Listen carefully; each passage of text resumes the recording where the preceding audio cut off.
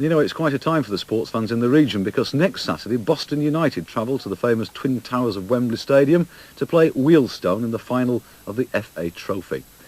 And cup fever was definitely going to the heads of some of the fans today, because they were having their hair dyed in the club colours, black and amber, in preparation for the club's first appearance at Wembley in their 50-year history. Meanwhile, more conventional preparations were also underway. With 4 days to go to Boston United's first ever Wembley appearance in this, their Golden Jubilee year, tickets are selling rapidly and cup fever is catching on. At least 10,000 locals are expected to follow the pilgrims to Wembley. Their opponents, Wealdstone, the Gola League champions, are a North London side and have only a short journey to Wembley Way. But Boston chairman Pat Malkinson expects his side to have the better support. I think the first thing it's shown is how important a football club is to any community. Boston United's been in existence now for 50 years in its present form, and going to Wembley has really woken everybody up. We've done a lot of things in the past. We've won leagues, we've won League Cups, we've done successful FA Cup runs, but this one, the Corner Face, has taken the biscuit. It's everybody's woken up, they're going to Wembley. As far as the Wembley authorities are concerned, do they really roll out the red carpet for you non-league sides? I think they treat this game the same as the FA Cup final, no different at all. Friday we will go to Wembley like the Cup final teams do at 4 o'clock and look around the stadium, and you know, everything's the same. In the countdown to a cup final, you'd expect to find an intense training session going on, but trim though United's ground is, this is the world of the part-time professional. Striker Chris Cook, a draftsman with the Anglian Water Authority, is one of only 3 of Boston's squad of 17 who lives in the town. Well, I finished Thursday night, got all day Friday off. But the atmosphere in the town is fantastic, and everybody keeps wishing you well, and it's, you know, it's a great week really. Yeah, taking it all in. Do you think Boston may have the edge on the day? I fancy us. I think our name's written on it this year.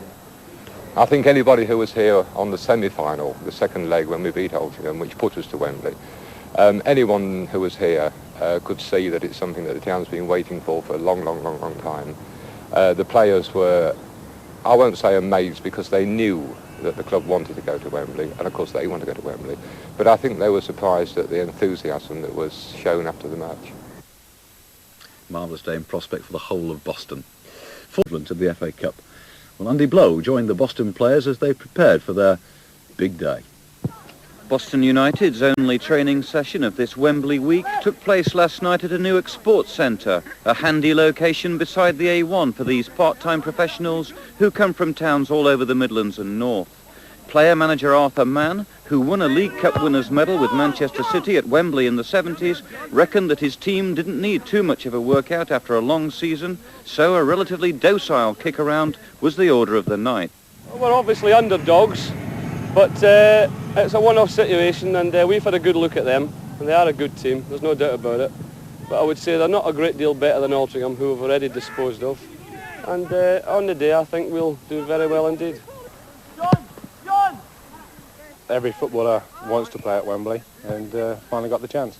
How do you rate this Boston United side? Well, we weren't good enough to win the league, but cup matches we seem to pull something out, and we've been behind in matches and battled on, never known when to lie down, and we've come through and we've got there. Do you think you'll be well supported by the Boston people when you get there? Definitely. They've supported us tremendously this season. I don't think they'll let us down Saturday. And do you think you can rise to the occasion? All being well, we hope so, yeah.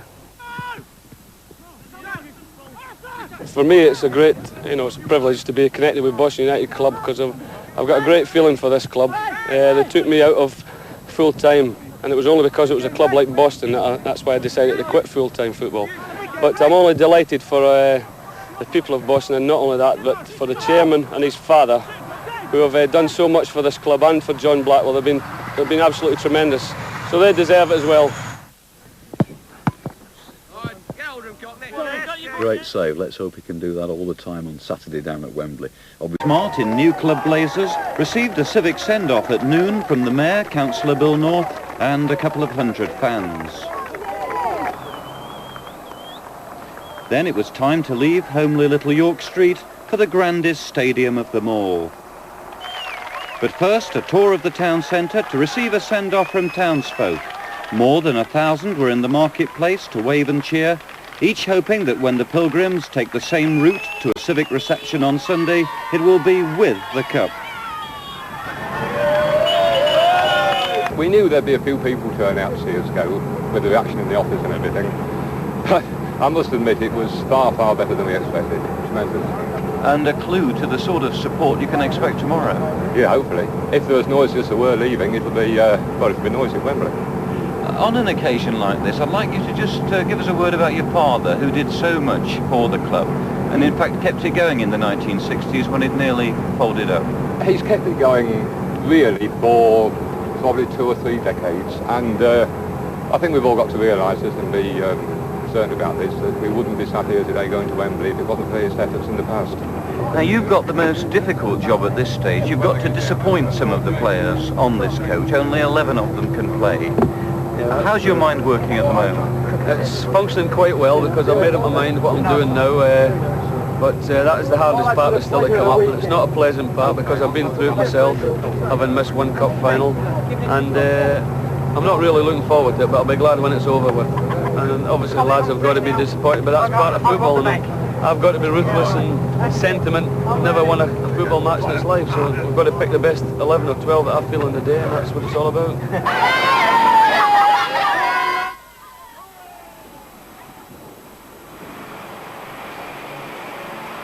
So all the best to Boston, and win, lose or draw, they will be given a civic reception this Sunday, and we will have a full report on that civic reception on Monday's calendar.